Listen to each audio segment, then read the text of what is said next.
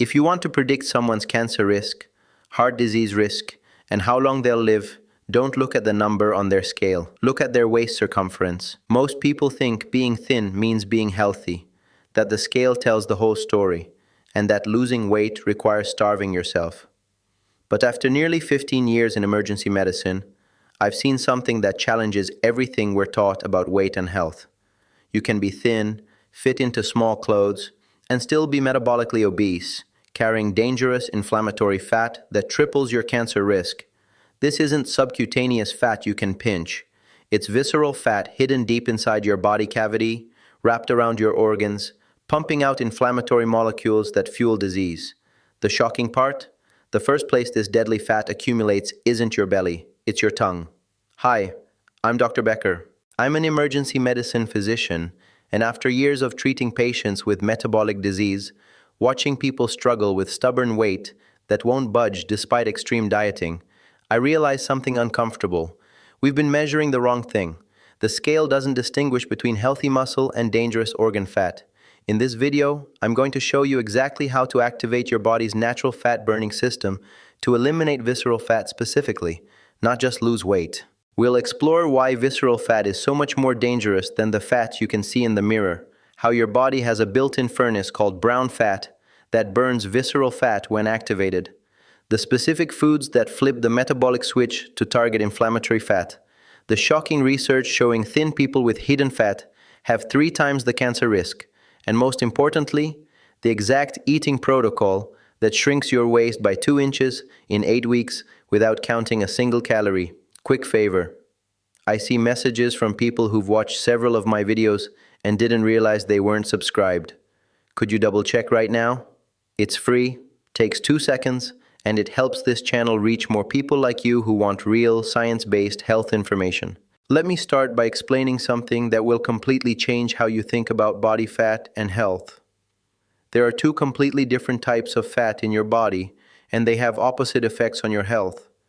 The fat you can see and pinch, the stuff on your arms, thighs, hips, that's called subcutaneous fat. It sits just under your skin. This fat is relatively harmless. It might affect how you look in clothes, but it's not particularly dangerous metabolically. The fat you can't see, visceral fat, is a completely different story. Visceral fat is packed inside your abdominal cavity, surrounding your liver, pancreas, intestines, and other vital organs. Think of your body like a FedEx shipping box.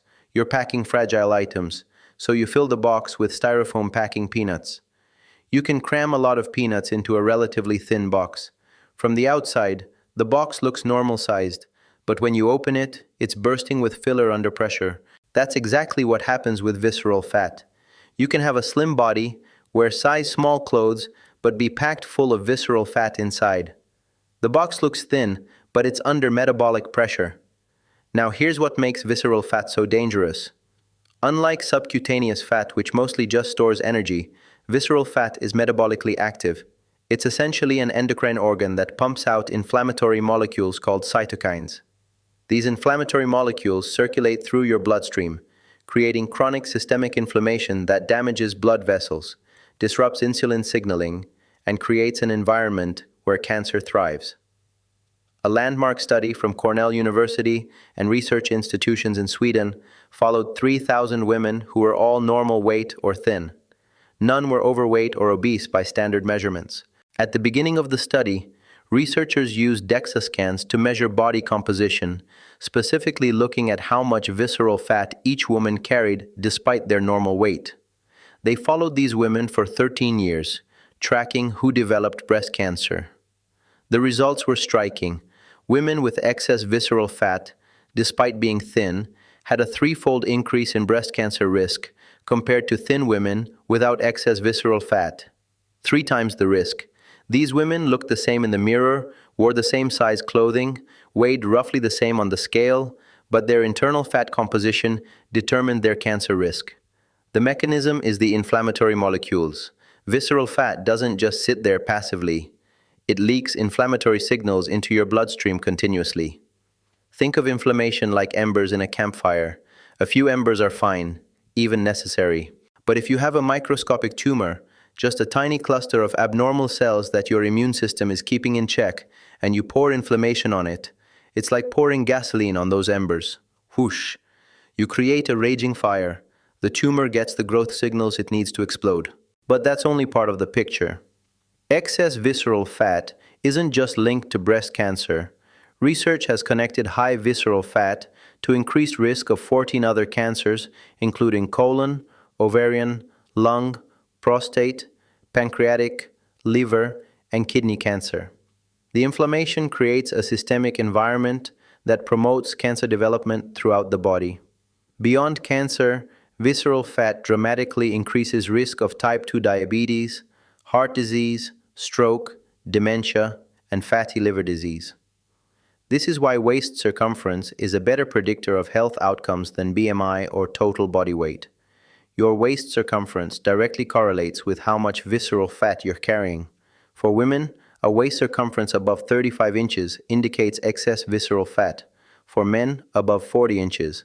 But even below those thresholds, you want to minimize visceral fat as much as possible. Now here's something that shocked me when I first learned it, and it's going to change how you think about weight gain. Where do you think is the first place you accumulate visceral fat when you start gaining weight? 90% of people say the belly, which seems logical because that's what you see in the mirror. Wrong. The first place you build visceral fat is in your tongue. Your tongue can get fat. If you look at tongue anatomy, the tip is pure muscle, acrobatic and flexible. The middle third is buff muscle designed to move food around your mouth, but the back third of your tongue is normally marbled with fat, like a ribeye steak. When you start accumulating excess visceral fat, even if you're thin everywhere else, one of the first places it deposits is in the back of your tongue, increasing that marbling. This was studied in young, thin Swedish women. As they gained visceral fat, their tongues got fatter. Their bed partners noticed they suddenly started snoring. Why? Because when you sleep, your muscles relax. A fat tongue relaxes back into your airway and blocks breathing. Sleep apnea. Even thin people with excess visceral fat can develop sleep apnea, and it's not just about airway diameter, it's about tongue fat blocking the passage. This illustrates how visceral fat hides in places you'd never expect, causing problems you wouldn't connect to body composition. Now, your body actually has a built-in system to burn visceral fat, and most people have no idea it exists. You have two types of fat tissue: white fat, which is the storage fat we've been discussing, and brown fat, which is metabolically active fat that burns energy to generate heat. Brown fat is called brown because it's packed with mitochondria, the energy-producing organelles in cells. Mitochondria contain high concentrations of iron, and when iron oxidizes, it turns brown. Lots of mitochondria equals brown color. Babies have abundant brown fat to keep them warm. As we age, we lose most of it, but adults still have small deposits, primarily around the neck, upper back, and between the shoulder blades. Here's what makes brown fat remarkable. When activated, those mitochondria fire up and burn calories to generate heat. You know where brown fat gets the fuel to burn? From your white fat, specifically from visceral fat first. Brown fat preferentially pulls energy from the most metabolically available fat, which is visceral fat. So when you activate brown fat, you're essentially turning on a furnace inside your body that burns visceral fat for fuel. Think of brown fat like a space heater. When it's off, it just sits there. When you turn it on, it starts burning fuel to generate warmth. The question is, how do you activate it? Cold exposure is one method. When you're exposed to cold, your brain releases hormones called epinephrine and norepinephrine. These stress hormones travel through your nerves and bind to receptors on brown fat cells called beta-3 adrenergic receptors. This triggers the brown fat mitochondria to start burning fuel. Cold plunges, cold showers, sleeping in a cool room around 65 degrees. All of these activate brown fat. But not everyone wants to take ice baths. The exciting discovery is that specific foods can activate brown fat through the same pathways, without the need for cold exposure. The mechanism works like this. Brown fat activation involves several steps. First, something triggers the beta-3 adrenergic receptor. Then that activates a protein called uncoupling protein 1, or UCP1, which sits on the mitochondria. UCP1 essentially uncouples energy production from ATP synthesis, meaning instead of storing energy, the mitochondria burn it off as heat. Certain compounds in foods can activate these same pathways. The catechins in tea, particularly a compound called AJCN, activate brown fat. The omega-3 fatty acids in seafood activate brown fat. Specific polyphenols in various plant foods activate brown fat. When you eat these foods regularly, you're essentially keeping your internal furnace running, continuously burning visceral fat.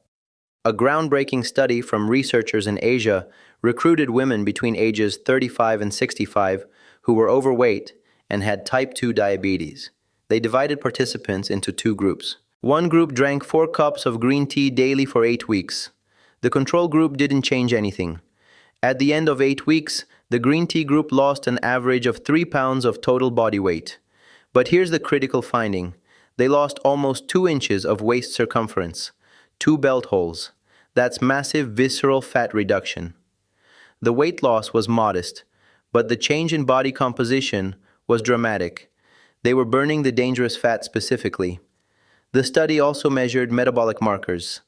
The green tea group had lower fasting blood glucose, lower blood pressure, and improved cholesterol profiles, all signs of reduced visceral fat and improved metabolic health. Another study looked at healthy women between 35 and 50.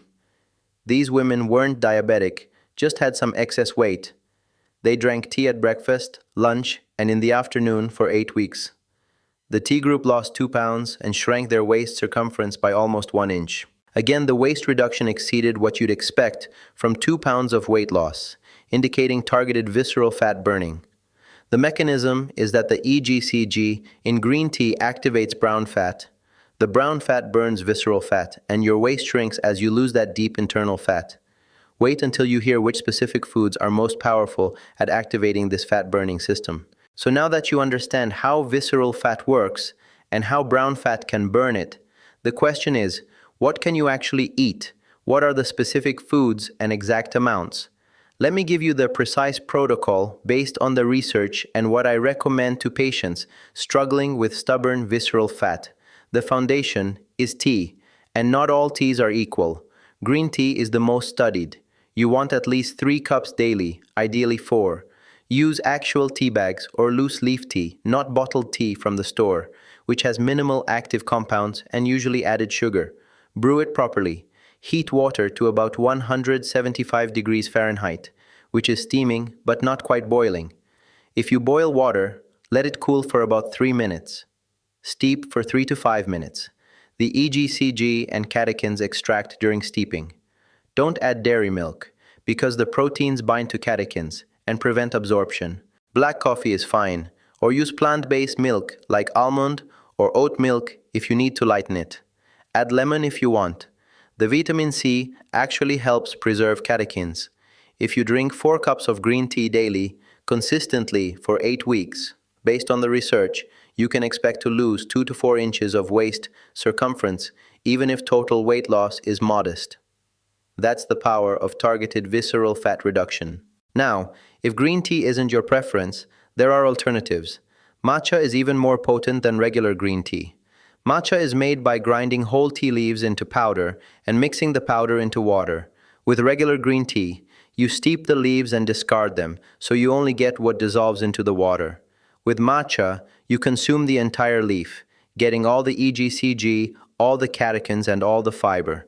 It's significantly more concentrated. 1 cup of matcha is roughly equivalent to 3 cups of regular green tea in terms of active compounds. If you drink matcha, 1 to 2 cups daily is sufficient.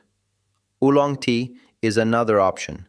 Oolong is partially oxidized, not as green as green tea, but not as dark as black tea. It still contains significant catechins and has been shown to reduce waist circumference in research studies. You'll often get oolong tea at Chinese restaurants. It has a slightly oxidized, smooth flavor without the grassy taste of green tea. 3 to 4 cups daily provide similar benefits to green tea. If you want to go extreme, try pu'er tea. Pu'er is a fermented black tea from southwest China. It's aged for long periods, sometimes years, and develops a smoky, earthy flavor. The fermentation process creates beneficial bacteria, making it a probiotic tea. Poor contains catechins, but also supports gut health, which independently helps reduce visceral fat and inflammation. Studies show pure tea can shrink waist circumference comparably to green tea. 2 to 3 cups daily is effective. The second critical food category is seafood rich in omega-3 fatty acids. The research here is remarkable. A study from Iceland examined the effect of omega-3s on visceral fat and metabolism. They recruited overweight adults and had them eat salmon 3 times per week for 8 weeks while following a modest calorie restriction.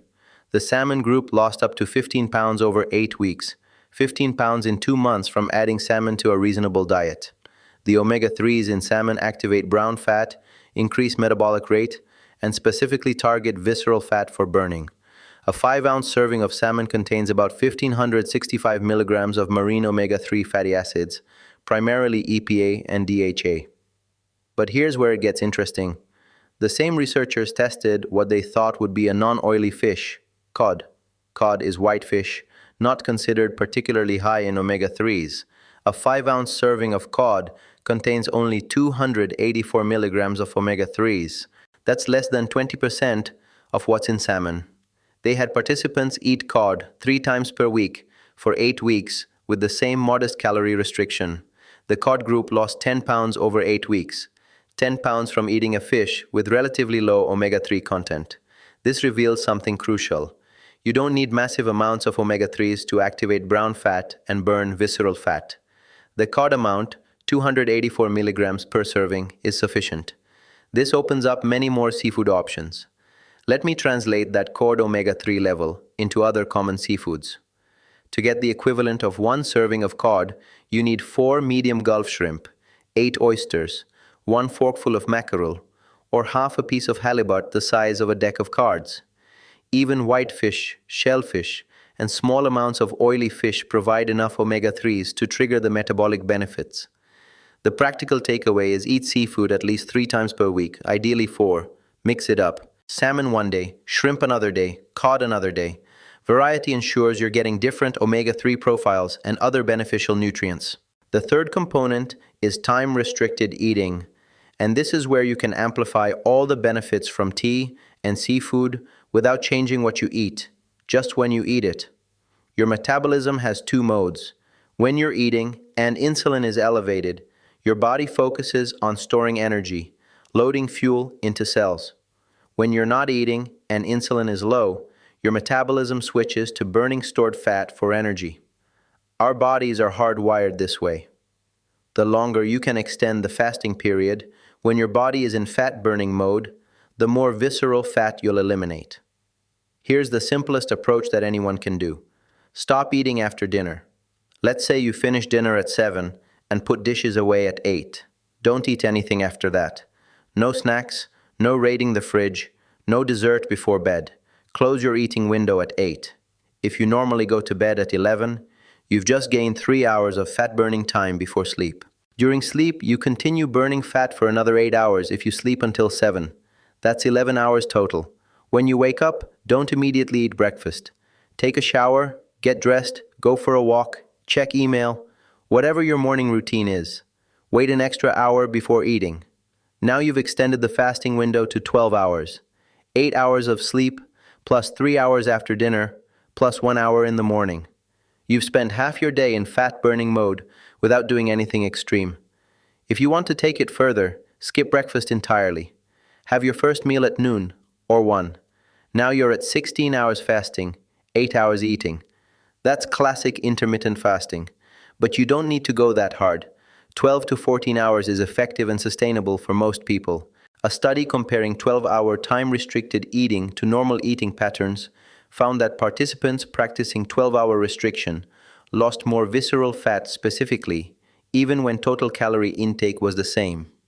The when matters as much as the what. Now here are my pro tips from 15 years of clinical practice for maximizing visceral fat loss while maintaining muscle and feeling energized. Don't fear food. The old approach was to eat as little as possible, count every calorie, feel deprived and hungry. That's not sustainable and it's not necessary. Focus on adding the beneficial foods, tea and seafood primarily, rather than restricting everything else. When you consistently drink green tea and eat omega-3 rich seafood, your appetite naturally regulates. You'll feel more satisfied, crave less sugar, and your body will preferentially burn visceral fat. Timing your eating window is critical. The 12 to 14-hour overnight fast gives your body extended fat-burning time without feeling like you're starving. Most people don't eat between 8 at night and 7 in the morning anyway. You're just formalizing what already happens. The magic is extending it slightly by waiting an hour after waking before eating. That extra hour in the morning is surprisingly powerful for metabolic benefits. Measure progress correctly. Weigh yourself if you want, but that number doesn't tell you what matters. Measure your waist circumference at your belly button level. Do this once per week, same day, same time, before eating. Track that number. A loss of 1 to 2 inches in 8 weeks indicates you're successfully burning visceral fat. Even if the scale doesn't move much, waist circumference tells the real story. Remember, you can lose visceral fat while maintaining or even gaining muscle, which means the scale might not change dramatically, but your body composition and health are transforming. Cold exposure can accelerate results if you're willing. You don't need ice baths. Simply sleeping in a cooler room, around 65 degrees instead of 72, activates brown fat. Your body has to work slightly harder to maintain temperature, which means brown fat fires up and burns more visceral fat. Some people take cool showers for the last 2 minutes of their shower, not freezing, just uncomfortably cool. That temperature shock triggers the stress hormones that activate brown fat, but this is optional. The tea and seafood protocol works without cold exposure. Combining foods creates synergy. Drinking green tea with a meal that contains seafood amplifies both effects. The catechins from tea and omega-3s from seafood activate brown fat through different pathways, creating an additive effect. A practical meal might be grilled salmon with vegetables and a cup of green tea. You're hitting multiple metabolic pathways simultaneously. Don't overlook other anti-inflammatory foods. While tea and seafood are the foundation, adding berries, leafy greens, olive oil, nuts, and spices like turmeric reduces systemic inflammation, which independently helps reduce visceral fat. Visceral fat thrives in an inflammatory environment. Reduce inflammation, and visceral fat becomes easier to eliminate. The biggest mistake I see is people obsessing over the scale and getting discouraged when weight doesn't drop quickly. Remember, the scale measures bones, muscle, water, and all types of fat combined. You want heavy bones for bone density. You want substantial muscle for strength and metabolic health. You want adequate hydration. The only component you want to minimize is visceral fat, and the scale doesn't distinguish that. This is why waist circumference is so much more informative.